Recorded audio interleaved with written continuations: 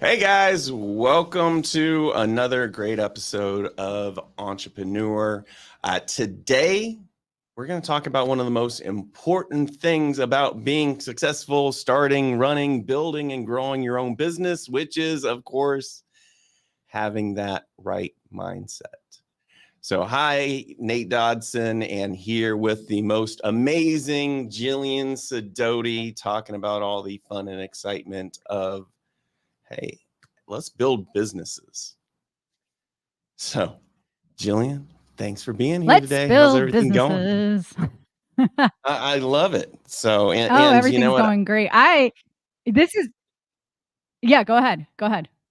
I was just going to say this is one of the most important things, not only because of, the necessity to be successful, but you're literally living my dream of living on the islands in the Caribbean and how you're doing it and how you're figuring it out.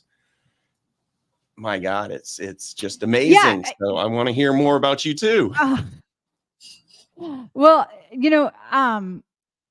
well, great. Because I love talking about the subject. So, for me, every time I move, which I haven't moved a lot, but I would say I've moved 3 times in my adult life that were meaningful. Buying my first home, buying my second home, and then buying the home I live in now.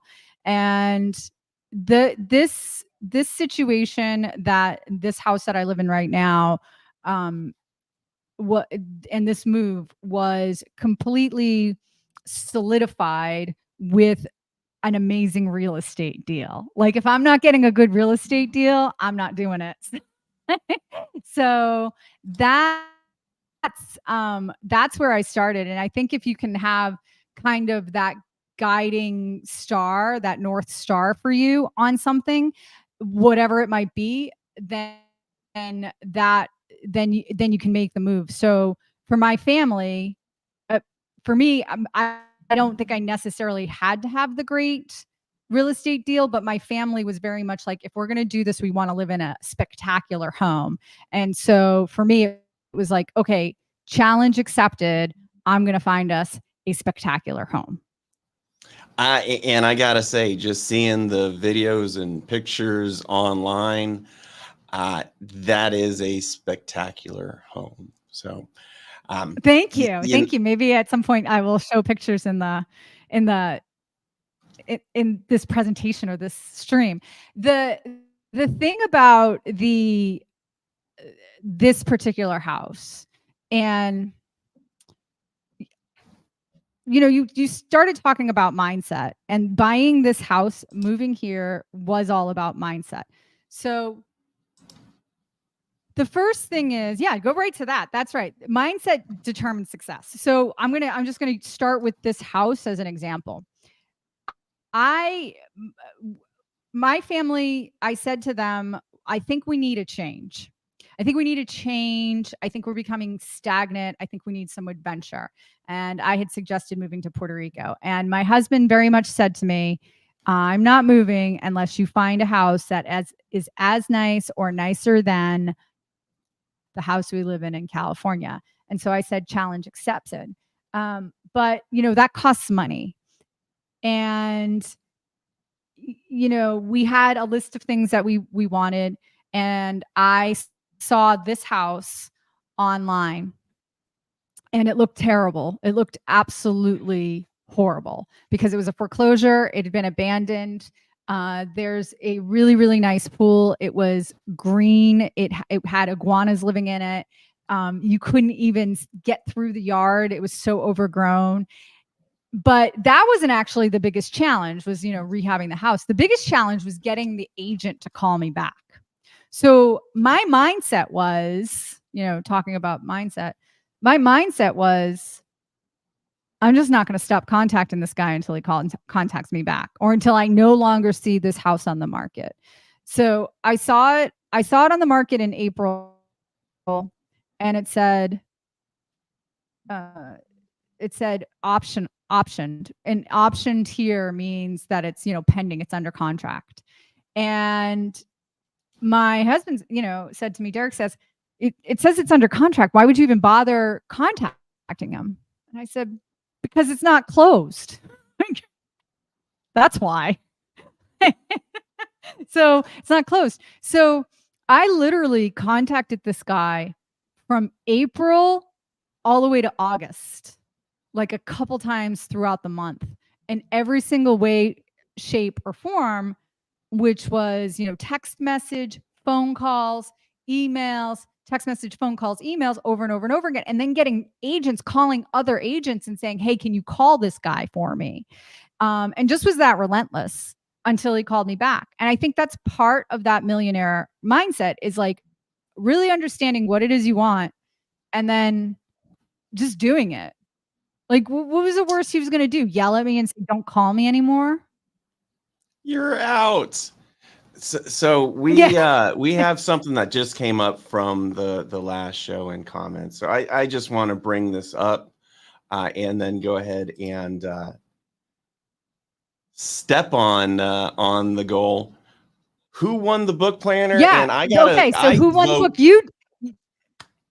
I vote Entrepreneur Guy deserves a book. Yeah, Entrepreneur Guy is the guy who won. And yes, so Entrepreneur Guy, what you're going to do is I'm going to actually give you my personal email address.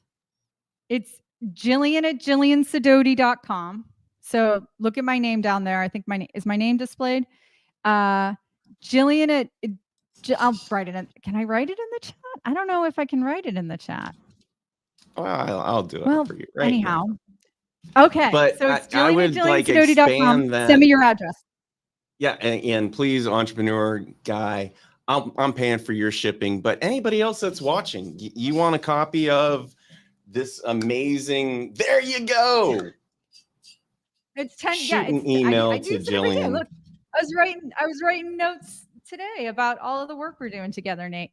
So listen, if you want it, it's on Amazon. It's only $10, and it's a full 250-page planner. You can't go wrong. $10. I make $1.27. I think I figured out off each planner. It'll get me half a cup of coffee, not even. Like a fifth of a cup of coffee. So if 5 of you buy a planner, I will get a full cup of coffee at Starbucks. Woohoo! And not even a fancy one. Yeah, exactly. All right. So Entrepreneur Guy, you are the winner. You are the winner. I am going to send you a copy of the Extraordinary Life Planner. Okay. So let's take a look at those slides, Nate, because I think that's, super, well, I just really want to focus on some of this, a little bit of your story, because you've done such an amazing job systemizing, growing, building businesses. I know I have my own experiences to share with some of the most important parts being, and we'll talk more about this, just systematizing to scale where you're creating the multiple streams of income, allowing you to diversify, as well as be able to live in Puerto Rico and take off for a month at a time to go to the Olympics and go hide from the world. That was the invitation for you to explain.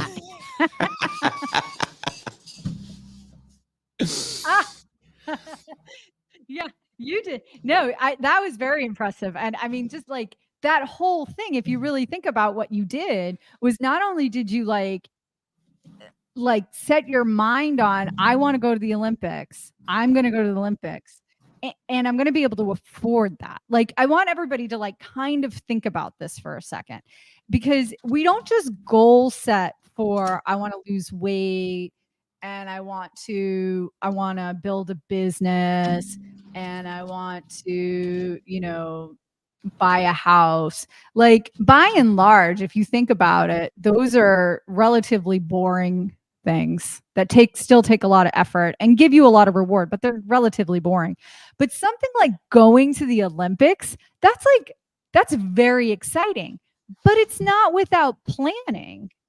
It's not without goal setting. My goal is to go to the Olympics, not compete, but just go and have a good time. And it's going to cost some money, and it's going to take some careful planning. and I'm going to have to put some other things in place. So it's a huge, very exciting goal, but you still have to have a system. So tell us about what was your system in planning that. Sure. Well, I've kind of had an avid reader. Well, I lie. I listen to books on tape nonstop.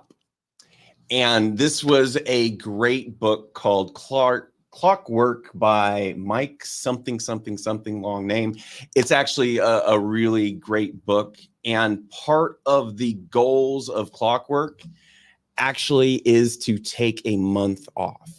And like at least what this book coaches on, and we can talk about other kind of guides and education as well, was taking, you have your own business, 10 to 15% of your time should really be spent working on systemizing and working on the business versus just in the business.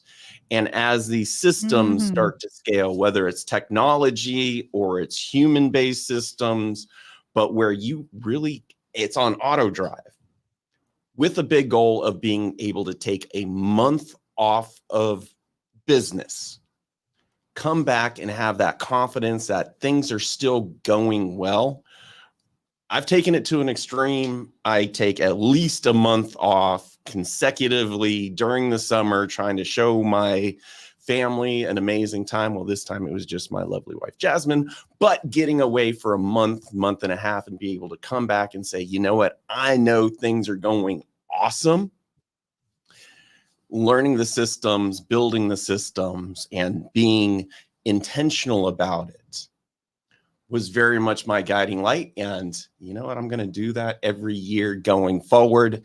Again, I'm doing the exact same things that we're here talking about: systemizing, scaling, building that money machine that allows you to take off, to live in Puerto Rico, take off for Europe for the summers. So that's at least me living my best dream.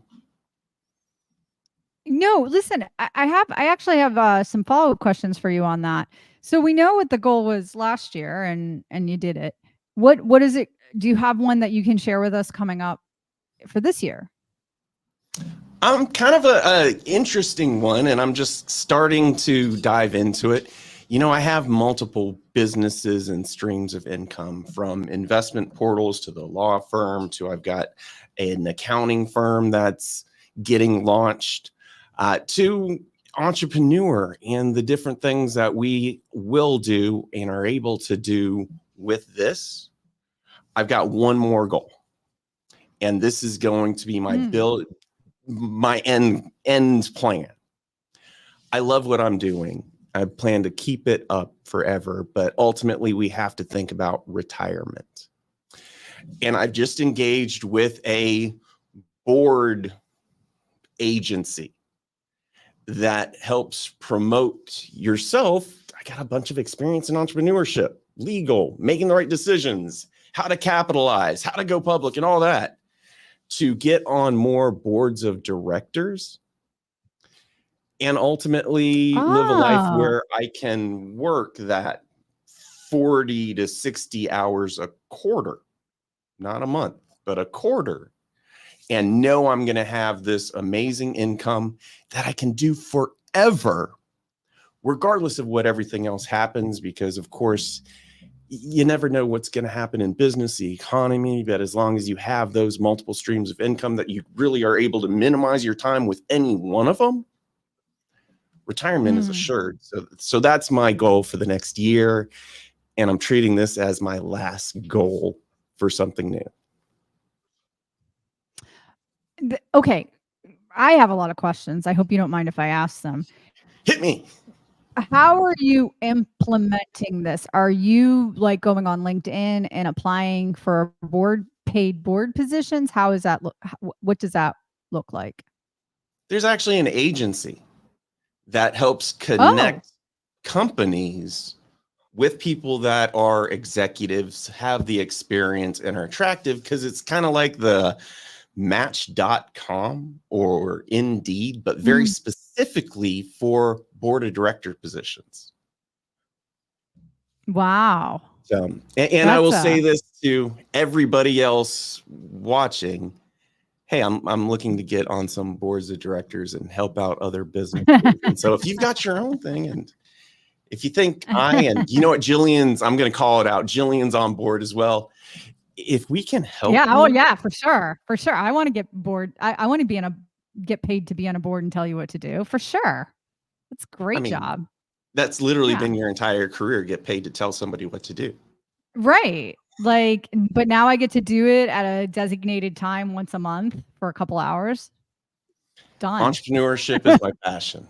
Truly my passion. So here's a plug-in to be able to share that with companies, entrepreneurs, and kind of the growing and scaling of the world, and something that I can have as a hobby job consultancy for the rest of my life.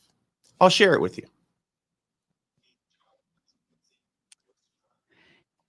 Yeah. Hey, but listen, I'll ask one last question and then I'll leave it here. But what is that like typical range of what you get paid on these boards? I mean, obviously a bigger company is going to be probably a higher rate, but what are you seeing out there so people can have an idea of if this is something they want to try to pursue? Sure. 5 to 10 hours per week per company, or not per week, per quarter for a company to participate in the meetings, do your research to plan. With a startup, generally get paid about $10,000 to $20,000 per year. With more established companies, more of a 20 to 60, and public companies 60 to 100,000 plus.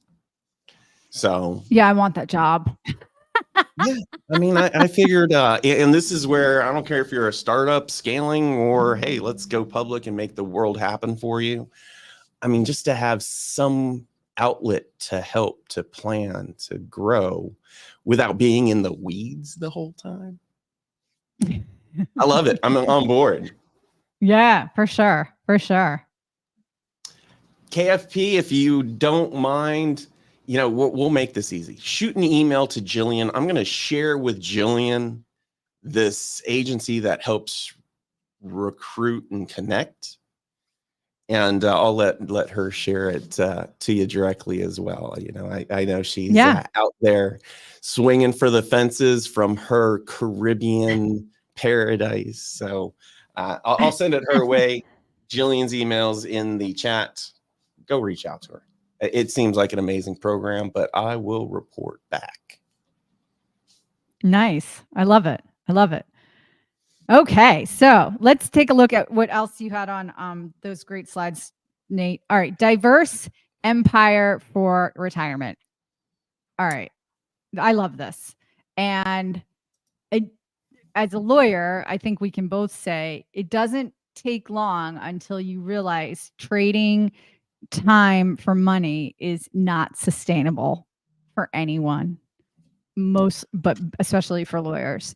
You end service. Up right. You're going to get burnt out. I mean, I remember being in law school. This is the best advice I've ever received from anybody at any time. And I had a real estate professor. Real estate law professor. Yeah, exactly. And I liked the class and I liked the professor. And she was like the in-house general counsel for like a major realtor. I don't even remember who the realtor was, but like one of those big real estate brokerages, like, Century 21 or whatever.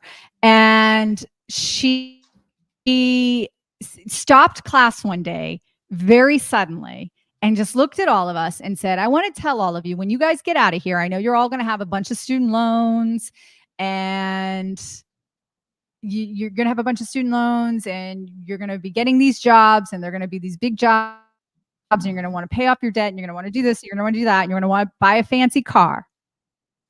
But you need to pay yourself first. And she said it a couple times. She kept saying it real slow. Pay yourself first. Your paycheck comes and the first money you take out goes somewhere else. and you don't even look at it, you don't touch it, you don't do anything, you're investing it. You're putting it, you're paying yourself first. You need to do that the minute you get out of here. And I've never forgotten that. And I've held to that. I was a good saver before that, but it's a little harder when you're in law school, right? And you're struggling.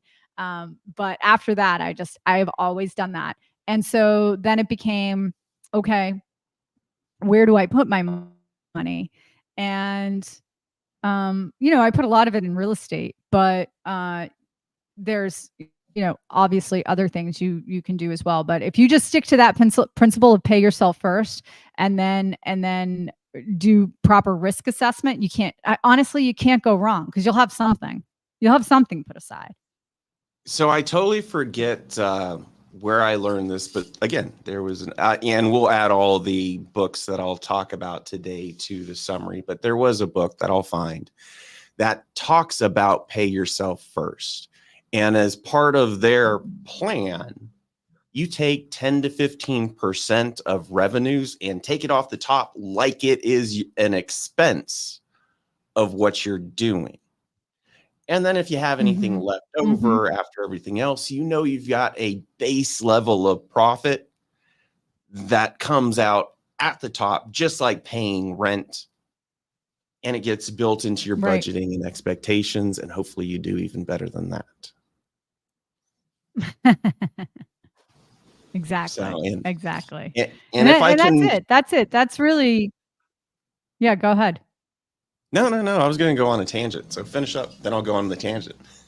Oh, I literally, my point was just to say that's really how simple it can be. It does not have to be, you do not have to complicate this. There's no reason to complicate this.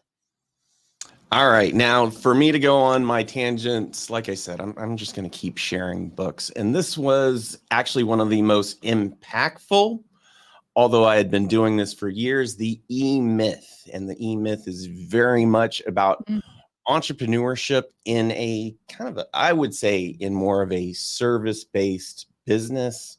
The E-Myth by Michael Gerber, one of the classics, goes back decades. And what it explains is, as you start your business, you are a technician, AKA you're working in the business, you're producing for the business. Everybody's looking at you to make all the decisions, to make it all happen until you can hire your first employee. Once you hire your first employee, now you start to systematize in terms of them being able to take roles off of you. And then as your business is more successful, continues to grow, you're bringing on more employees, and those additional employees are there to further systematize your business to the point that you go from technician to business owner. And once you're a business owner, your time is irrelevant. And that's where you start creating your passive income. To talk about, and I've been living this concept since I started my law firm almost 20 years ago now. I only have 8 hours a day. And my God, I was probably working 12, 14-hour days. But you only have so much time as a technician or attorney. There's just so much you could do or bill. Then like the light bulb went off, and it's like, well, if I hire other attorneys, it's no longer my time. It's the collective time. And the day that I realized for 1 hour of me working, I'm actually billing through the business 10 to 15 hours for every 1 hour of mine. It was like a night and day difference in how to approach it. And realizing that, all of a sudden I just get to do the really fun stuff, like be here and talking to you. This is the fun part of it all. Now the business is well established. Now there's a great team that really handles almost everything. Another passive income stream to build on with other opportunities as well. So that's at least my 2 cents, and really a great book to read. One of the standards for any entrepreneur. Yeah, E-Myth was the first business book I ever read, by far, and it changed my whole perspective on things. I would honestly say I don't think I knew how to run a business until I read E-Myth. It was just burning the candle at both ends. until I read it. With that being said, I also want to encourage people to learn how to use AI. Because what Nate's talking about is leveraging people, and you should, because leveraging people is actually, oh, look at that. You're already, you're thinking ahead. You're leveraging people is a good thing because you're employing people and you're giving them opportunity. But you're doing yourself and people and the people around you a disservice if you don't start leveraging AI. And the thing about AI is I know a lot of people who go, well, I can tell if it was written by AI. Then you haven't spent enough time with AI. Yeah.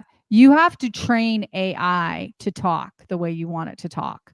I have spent an inordinate amount of time with ChatGPT, training my ChatGPT how to talk like me, how to talk like other experts in their respective fields, literally feeding ChatGPT information and saying, here, read this, understand this. And then once you understand it, tell me what you understand. Seeing to make sure I treat ChatGPT as if it's any other employee. You have to train it to get the results you want. The great thing about ChatGPT is rarely does it call in sick. There have been a couple times where you go on ChatGPT and like the server's down or something, but rarely does it call in sick. They haven't asked for a raise yet. They are only $20 a month, and they're always available. So, and they, they do screw up. Sometimes they don't give you what you're looking for, and you have to read everything. You can't just have a policy of, I'm going to have ChatGPT write this, and I'm going to copy and paste it and call it a day. And just by way of example, my friend, who's also a lawyer, and he's starting a new law firm, and as part of that law firm service, he's offering a service to those I'm gonna screw up what the name of this is.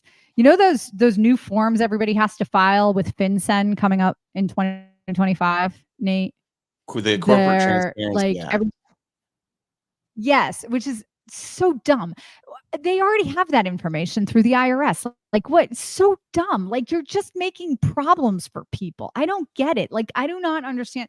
That's another rant for another day, but just, you still have to do this, everybody. So it's the Corporate Transparency Act. We all have to do it. We all have to file these forms. Apparently, and I didn't know this, filing the forms is not like just this super simple thing to do. It's actually relatively confusing. And so he's offering to do it for you for, a fee. And he also wants other lawyers to refer people to him to do this, and he's put together this whole system of doing it. So he sends me his sales presentation to potential referral partners or affiliates, right? So it would be like somebody like you. He might send it to somebody like you, and he's like, oh, I have this system, sell it to your clients and I'll give you a kickback or referral fee or whatever. Affiliate marketing. Or I'll give you affiliate market, or I'll give you I'll sell you my system and you can use my system yourself. But this is a cash cow opportunity, because think of how many corporations are. So anyhow, he sent me his sales pitch. The sales pitch was so long and boring, I couldn't even get through the whole thing. And I told him that. I was like, this is terrible. It sucks. So I was that rude.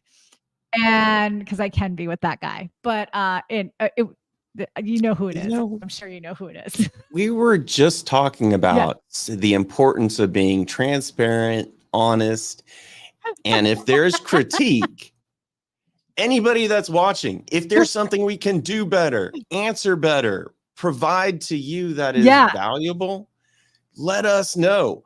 Bug Jillian. You got our email, because we do. We're here to provide that value too. If you want to hear something on this, if you want to hear something on this stream too, you gotta let us know, because we'll do it. We'll do it. But so I said to him, I was like, it's not good. He's like, well, how can I fix it? And I'm like, so I just took it.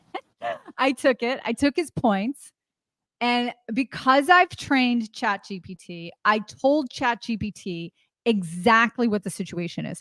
My friend did this script. I think it's terrible. It's too long. I need you to write me a new script and I need you to use these voices that I've taught you. I want you to give me 3 different scripts, one using this voice, one using this voice, and one using this voice. And I also mentioned in these prompts I'm giving ChatGPT, you can hear that the prompt's really long. I also say I want you to also use the formula that I previously taught you. Like there's a sales formula that's taught by a big guru that I have trained ChatGPT to understand that sales formula. I was like, I want you to use a sales formula. I got that done in no more than 10 minutes, sent it off to him, and he was just couldn't believe how much his script, he had worked so hard on writing the script. And I was able to redo the whole thing and give him 3 choices of scripts in less than 10 minutes. Okay, So think so about what you'd be able to produce if you can can use it. you share the guru so we can all copy and paste his stuff? Yeah. I have 3 different people that I have trained ChatGPT to use. One is Alex Hermosi. Brilliant. The other one is, yeah, Gary Vaynerchuk, and the other one is Seth Godin. So I've actually done kind of the same system, but let me share with you how I did it, because there are different ways to accomplish the same goal. I had a virtual assistant go to all of their sales pages, copy all the text to create the trainer that I feed my voice document. That's about 60 pages of different things that I've written, so ChatGPT understands me. And then Yep. tens pluses of other sales pages of these gurus and the influencers and the digital marketers that I really respect. And then tell ChatGPT, hey, write me this, a paragraph of explanation in my voice, following in general these strategies, and then letting it come up with the sales script, and absolutely has worked wonderfully. Yeah, and that's exactly it. Like if you just go in to ChatGPT cold, yeah, you're going to get some stuff out of it, but you're not going to get the best out of it, and you're going to walk away from it going like, this looks like it was written by ChatGPT.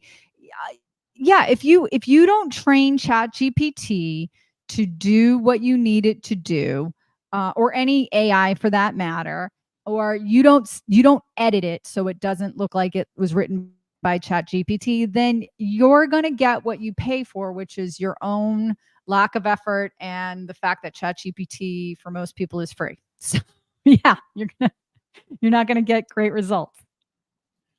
So to share a couple other AI platforms that have just been amazing, not that one. But yeah. Hey, Jen. I'll bring it up in a second. Yeah, you like this. I've never used it. I absolutely love HeyGen. It is the, you can feed it a script, and then based on you providing yourself as the image, it will recreate you saying whatever the script is. So as an example, if you're putting out blog content, if you're putting out, emails that are informational, you can feed it into HeyGen, and it's going to create a video of you actually saying it.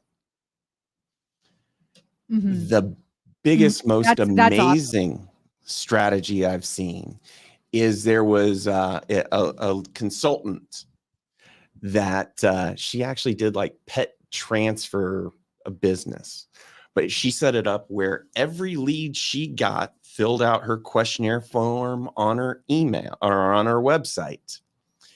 It would automatically AI go in as a script to HeyGen and would immediately text the prospective client a personalized video of saying, "Hey, Bob, I understand that you're trying to move Ralphie, your dog, from Hawaii to California.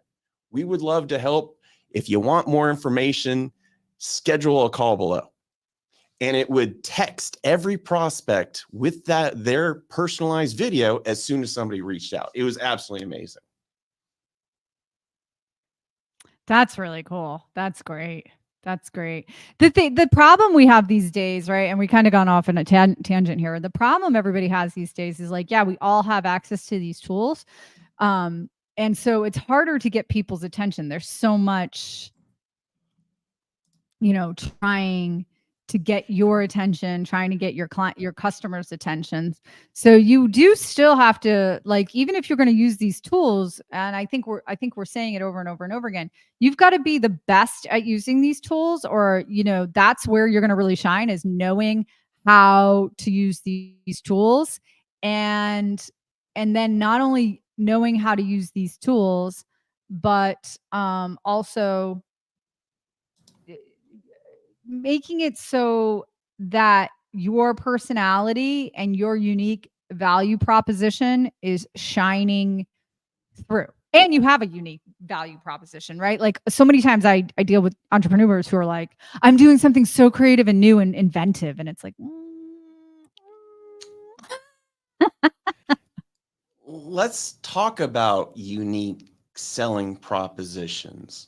Because are you always looking to, I hate this term, disrupt the industry? Or unique selling proposition, does that mean starting your landscaping business, but being more responsive to have the reason why you're better than the next guy? I want to know if Elon Musk, I'm going to look this up, not right now, but after, if Elon Musk has ever used the term disrupting the industry. Because only I feel like people like him are allowed to use it, because he actually has disrupted industries. So maybe him, maybe Mark Zuckerberg, maybe Bill Gates can use disrupting the industry. But every time somebody says, maybe the guy who created Uber disrupted an industry. So many people jump out there and say, I'm the next unicorn. I'm going to disrupt. I'm a unicorn. Blah, blah, blah. Unicorns. Like, I immediately shut down when somebody says that to me. Have a little humility. I mean, it's good to be like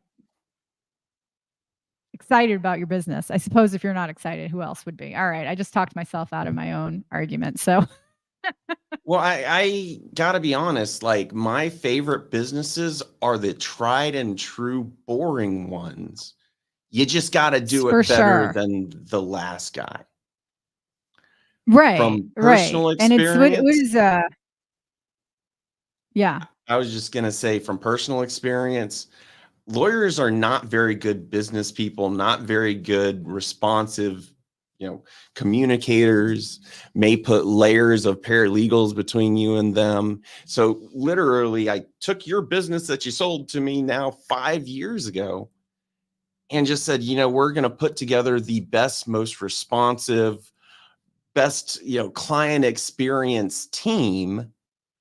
And we're better than, well, I would say every other law firm that's out there, but that's why.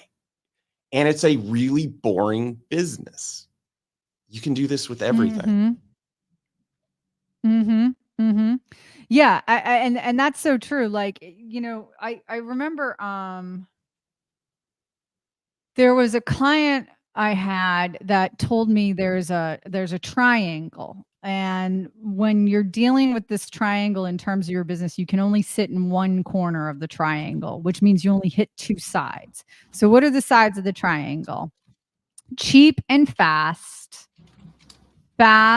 and quality, or quality and cheap, but you can't have all three. So you got to kind of figure out, and I think that's a good litmus, right? You got to figure out what it is that you're going to, of those three things, what are the two things you're going to provide, and then just provide that. So what's that? let's use Fast, a launch. good, and cheap. You can do 2 out of 3. Yeah, What do you want to fast and do? cheap. Yeah. Yeah. So you can be good and cheap, fast and cheap, or good and fast, but you can't be all three. I like to be good and fast. So you're going to pay a little more, and I'm going to be fast, and I'm going to be good. So that's where I look at it. Like you look at Spirit Airlines, right? Oh They my don't God, let's don't not. satisfy any of those.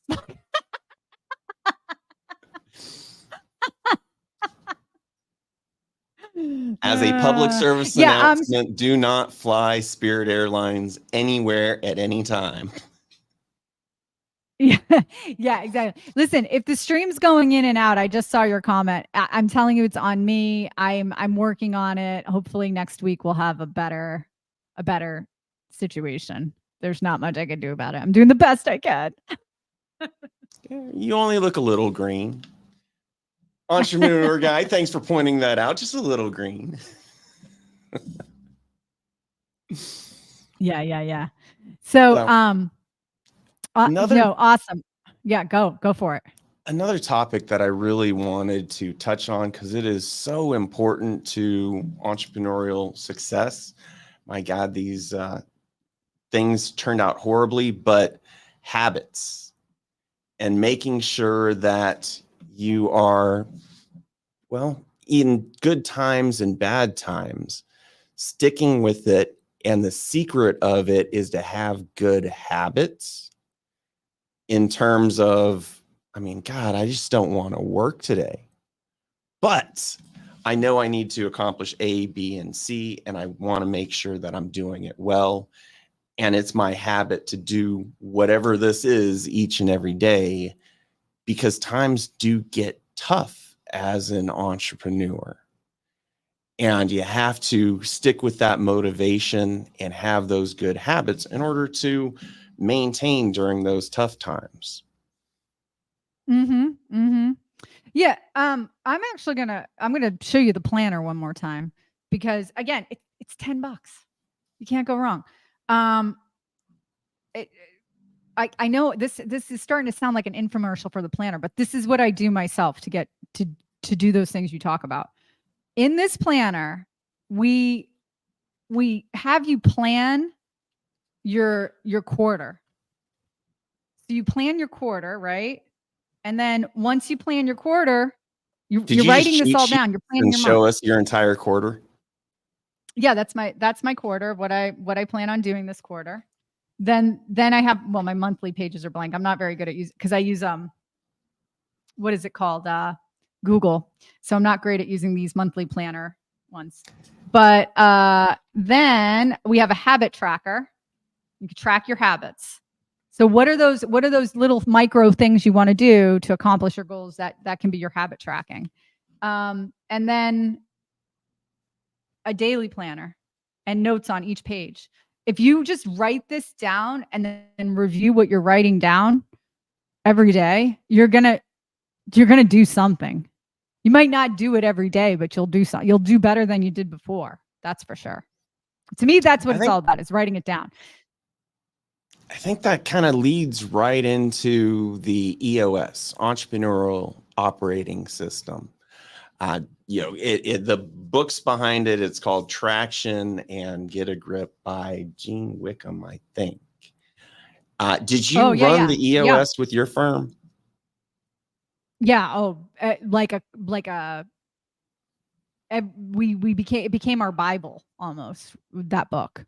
We did everything that they told us in that book. We even, the charts that they tell you to use, we blew those charts up, to big size, and then laminated them and used them all over the office. So absolutely, that's great. And the meeting with the teams, having the quarterly rocks, and just making sure we're constantly moving towards the quarterly rocks. And then we had quarterly meetings, and we had 3 quarterly meetings, and then we had a major annual retreat.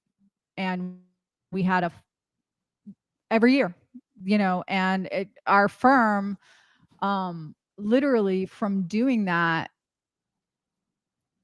we went from mid six figures to almost mid seven figures in like a year and a half, 2 years. That's awesome. Well, I definitely say, and just to explain a little bit more of what it is, everybody listening, definitely read those books.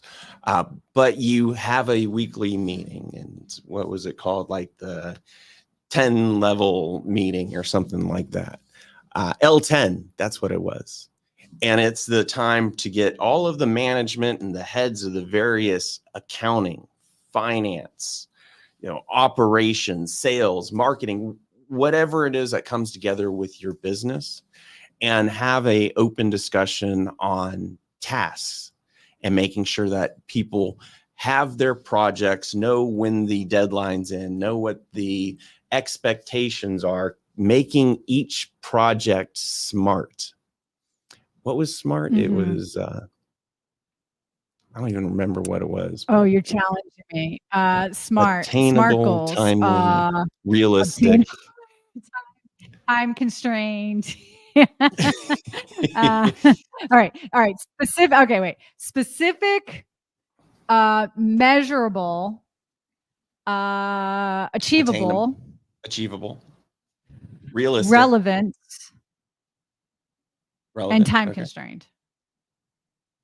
Yeah. And going through each task and creating that, that gives whoever's task it is the directive, the information, and the time frame to get it accomplished. But on top of that, there's those bigger projects that we would call the rocks. That would be quarterly goals, and everybody may have their one rock, other little tasks that go along with it. But it was great to, as a group, be on the same page on who's doing what projects, what the goals are, timelines, etc. So the EOS was a great system that, well, we tried other ones. We just kept defaulting back to Traction and Get a Grip. Yeah. They're great books.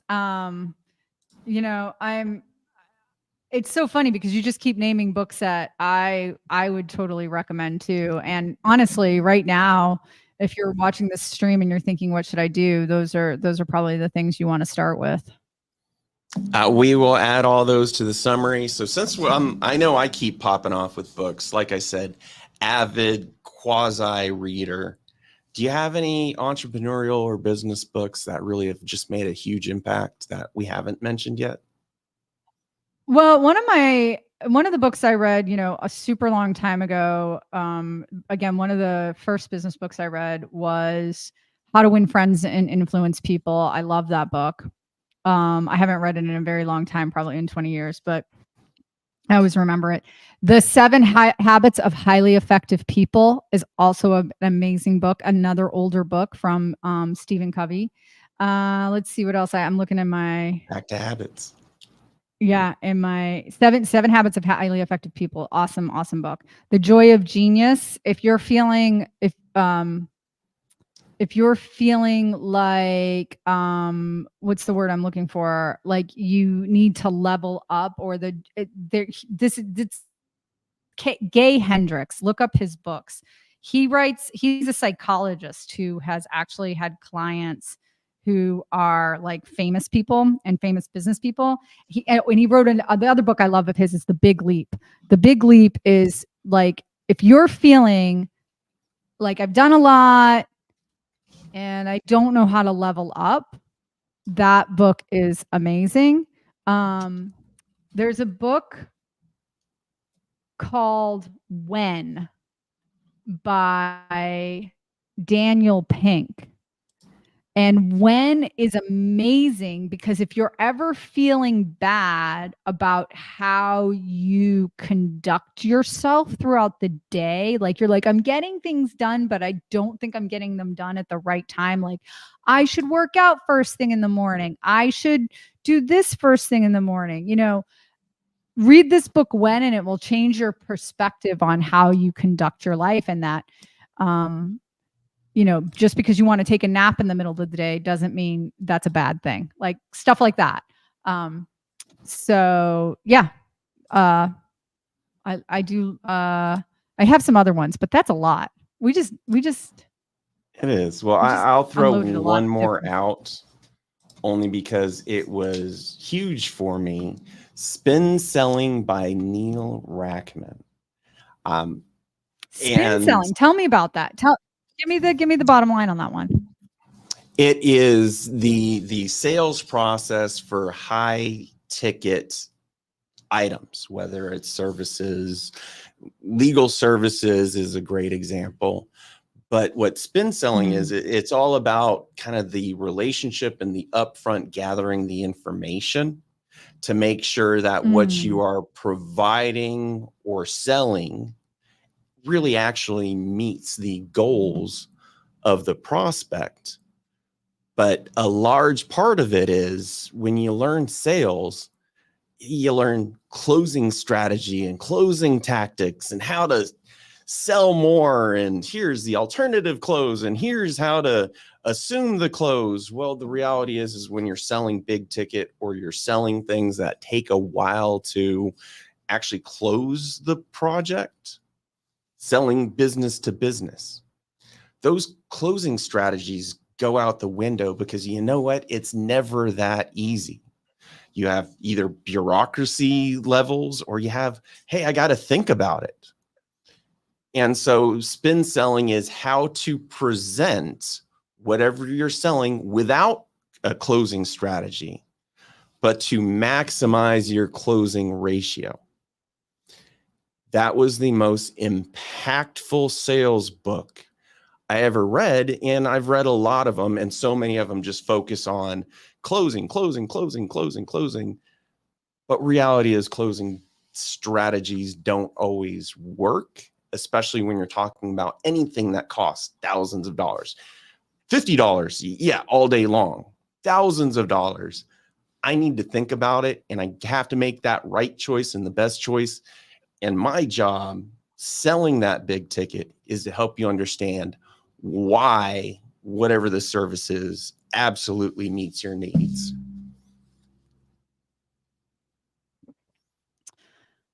I like that. I do like that. What does anybody in the audience have any questions that we can answer other than can we get the colors fixed? Yes, I'd love to appear beautiful to you. You look wonderful. We are just going to stay out of this pixelated. Sorry. But, let's go over kind of a summary. We are here to talk about mindset. I know we've gone through quite a few tangents, especially on the educational side. Do you have any final thoughts for the budding entrepreneur? Hey, I'm just getting stuff started. I'm trying to scale. What do I do first and second?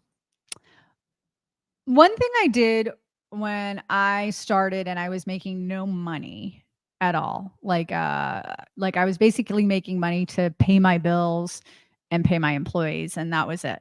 And even sometimes that was tough, right?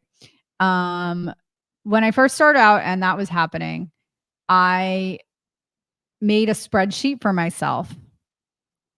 And the spreadsheet was just listing all of my investments. And at the very bottom of the spreadsheet, I just wrote like something like goal of $5 million.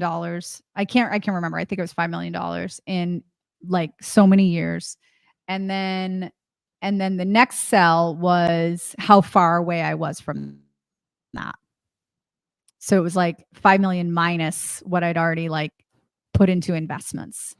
And every month I would just update this spreadsheet to see. And I actually haven't updated it in probably a year or so because I reached my goal at some point. But that kept me on track of, saving the money and putting it away. Not so much like, oh, I need to make X amount of dollars, but if I wanted to put money away and have passive income, right?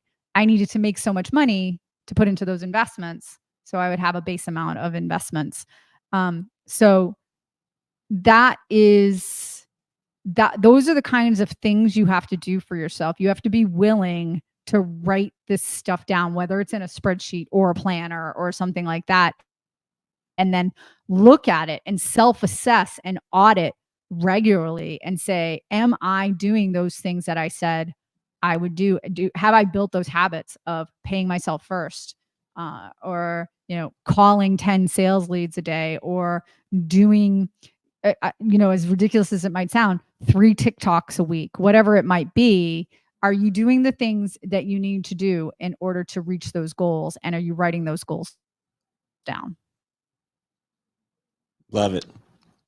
And let's see, my absolute best advice is don't get stuck in analysis paralysis. That stops any progress. And I know Jillian has definitely noticed this about myself. I will just get stuff started because getting started is the toughest part. And then you improve and grow and systematize from there. But if you don't get started, I think it was Wayne Gretzky with the best advice, you miss every shot that you don't take. Well, you got to get off that starting line, which is for everybody, just the toughest part of making it happen. Yeah, for sure. So, well, we've definitely covered a lot today. Before we jump, do you have any final thoughts? Or audience, do you have any critiques, recommendations, or questions? We're looking at you, entrepreneur guy, because you are the best. I love these names. You got to have fun with it. Yeah. So, all right. Awesome, guys. Well, thank you so much for joining us. And we will see you all week for another stream where hopefully I'm not as pixelated and you can hear me and all that other good stuff. We will make sure that you're not. Thank you all for joining. Really appreciate you. And please join the channel so that you get updates as we do more. Because you know what? We just got started and then we improve from here. The exact same thing is what we're preaching today. Bye, everyone. Thanks, everybody. Have a great one. See you next week.